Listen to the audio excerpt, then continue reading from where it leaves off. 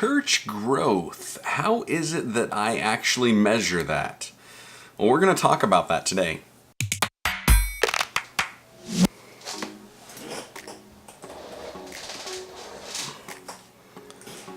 Morning, everybody. How we doing today? Tasty. Well, guys, if you are new to this channel, my name is Joshua Verwers, so I just want to thank you so much for joining me here today. Just to let you know, each and every time I upload a video, it is designed to bring you some information and inspiration to help you live by faith. So, if that sounds good to you, go ahead and hit that subscribe button and ring the bell. That way YouTube notifies you every time I upload a new video, which of course is every single day, because guess what? We're in VEDA. It's vlogging every day in April, and we're doing this back and forth question and answer series with Jared from the channel A Bite of Brownie, and we're calling this thing Vlog Pastors. I ask him a question, but then I have to wait 24 hours for him to answer me, but while I was asking him a question, he was answering me a question, so then I've got to answer him, and both of our answers are 24 hours behind, but then we're asking a new question, and then it is back and forth, and back and forth, and are you guys able to keep up with this? Because, man, I'm confusing myself sometimes.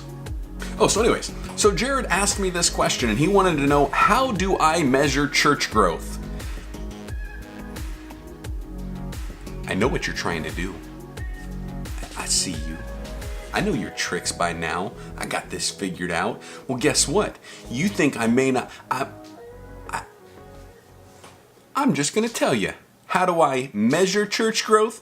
By the amount of butts in the seats and the cash in the bank. Boom. There you go. Didn't think I was going there, did you? Well, I did. But I'm going to answer something that you didn't ask. Because personally, I don't think growth is how we should really be measuring churches at all. I think we should be measuring them by health and not growth, because I really believe that health is always greater than growth. And really, I mean, if you think about it, there are a lot of things that do grow that aren't healthy. I mean, just like a few just off the top of my head, if I'm thinking like weeds and cancer and our government spending habits and the U.S. debt. Just a few things off the top of my head. So see, with me and our church, I don't really measure growth. I mean, sure, there are metrics that we, of course, look at. You look at the attendance, you look at the checking account, you kind of look at those things because they're numbers that give you a little bit of a picture. But me, I prefer to measure health rather than growth. And I do believe that healthy things will grow, but not all growing things are healthy. So I prefer to look at health, and there's a lot of different ways that you can look at that. I mean, one of the ways that I look at it is how many people in our church are really stepping up and serving in such a way that I don't have to wear any more hats. We in our church, we've seen a lot of that. We've got a lot of great men and women that are just stepping up, and they're really serving in a lot of different areas. And all of that helps us to be the church of many members rather than just, a singular organism trying to get things running. Now, one of the other ways that we can lose some of that focus is if we're always looking at the growth, because we know that sometimes healthy things need to be pruned. And sometimes there's a natural pruning process where limbs and branches just die off, but something healthier grows back out of that place. And so just because a church is seeing a little bit of decline, whether that be in their finances or in their numbers, that's not indication that it's not a healthy church.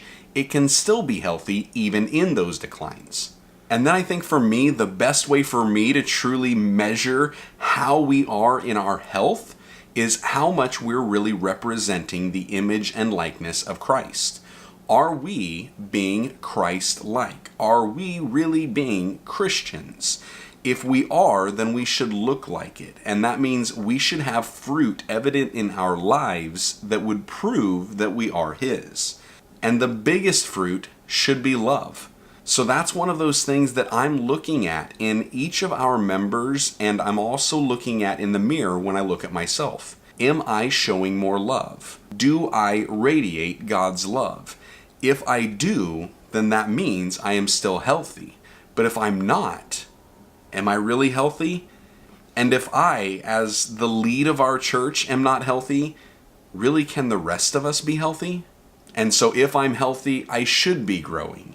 And then if I'm growing, we should be growing too. So in a roundabout way of answering your question without answering your question, although I guess I did answer your question, I just don't really care about the growth as much as I care about the health, because I truly believe that health is greater than growth. You know how hard it gets to keep coming up with more questions to ask each other?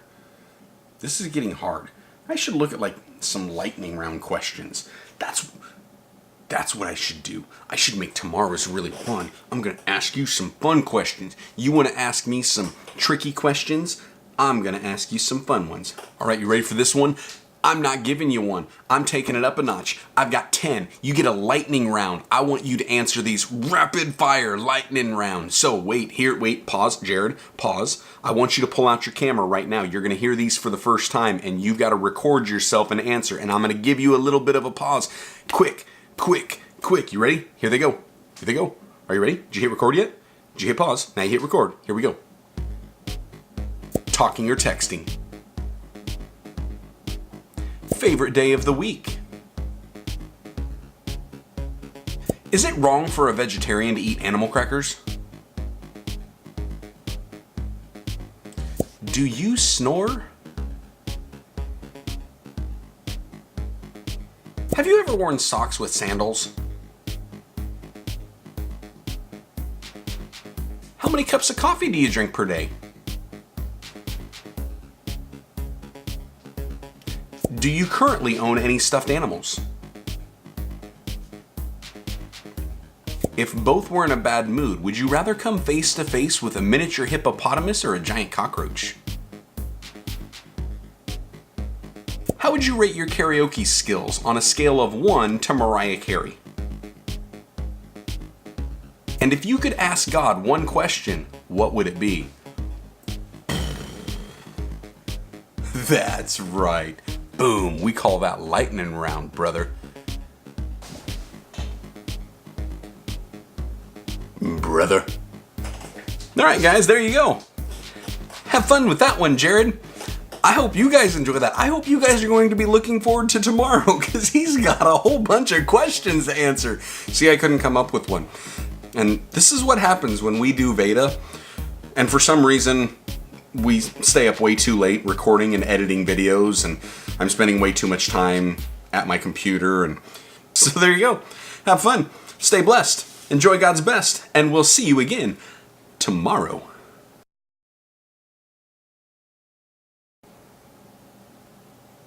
On a scale of 1 to 10, how good a driver are you? Name a word that starts with the letter Q. What is something that you could eat every day of the week? Jared and I are spending way too much time on a Zoom call.